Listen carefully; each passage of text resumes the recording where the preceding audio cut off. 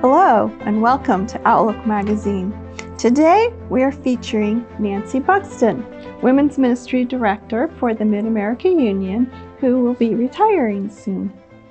Nancy, thank you for being with us today. And the first question I would like to ask is, how do you define women's ministries? Well, women's ministries is designed to give women confidence, to also help women have a better relationship or even a new relationship with Jesus. But it's more than that.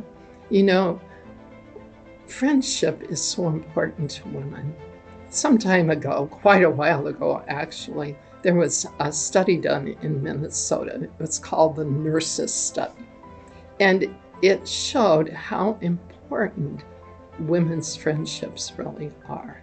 You know, our friendships make a difference in our health, our mental health, our physical health, and it makes a difference. I've always thought if you can help a woman, you make a difference in a family, you make a difference in a church, and you make a difference in a community.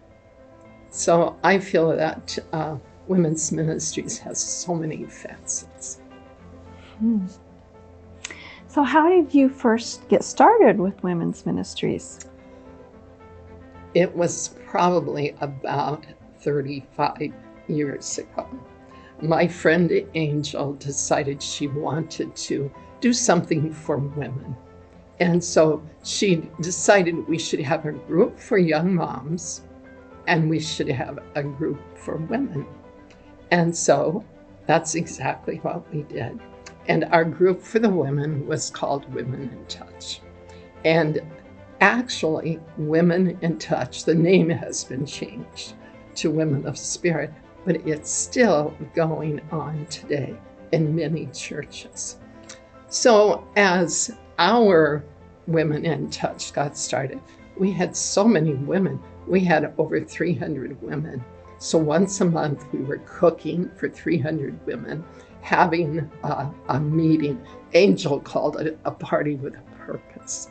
But that became so popular, and when people heard about it, different conferences wanted us to come and just tell them how to get that started.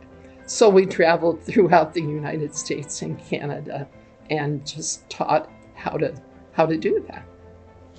So Nancy, what has kept you going in women's ministries this long of a time? That's a good question. You know, when I go to a retreat or a training or anywhere I go, like I was in Minnesota and I saw two women.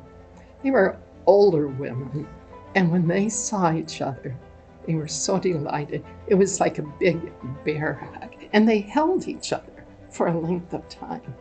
And I thought, women's ministries, you know, bringing women together.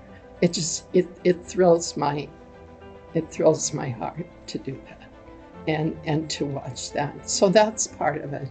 And then I see the difference that it does make in women's lives. Can you share a specific story about a woman who you may have known or observed who had a strong impact in her life because of women's ministries?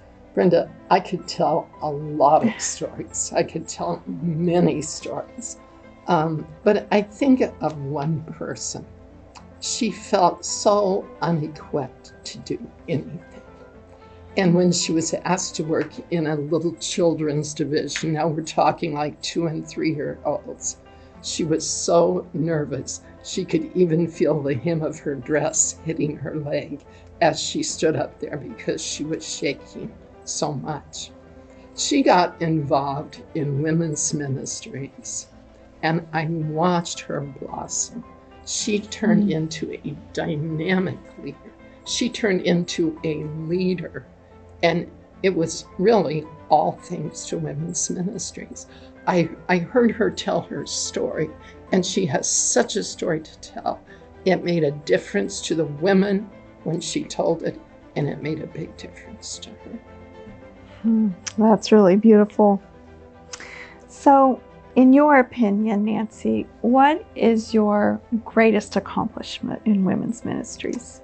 You know, I truly do not feel that I have done any great accomplishment. We, as women's ministries people, we have done a lot.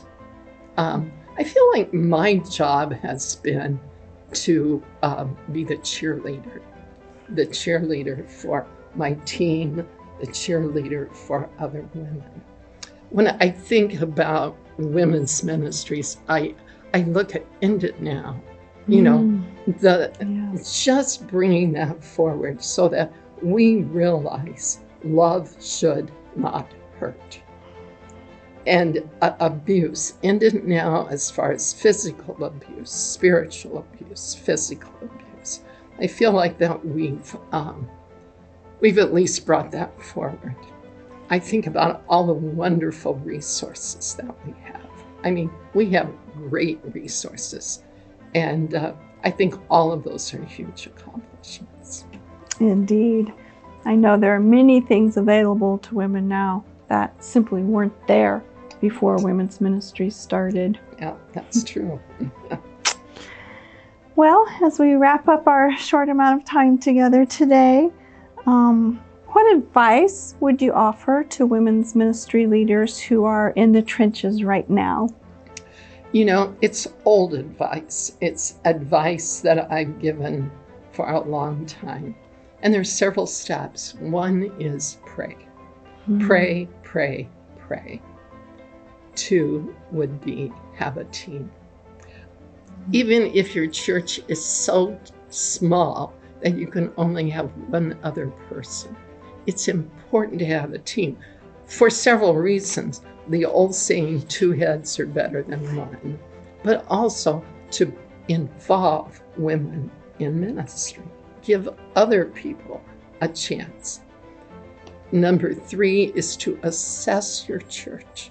Do a little, maybe a little evaluation, and have the women tell what it is that their church needs. And then decide maybe 1, maybe 2 things. You cannot do everything. You need to just focus on first, maybe start with 1 and then another. Keep your pastor informed, and then pray, pray, pray. So. That's wonderful advice. Thank you for joining us today with Outlook Magazine.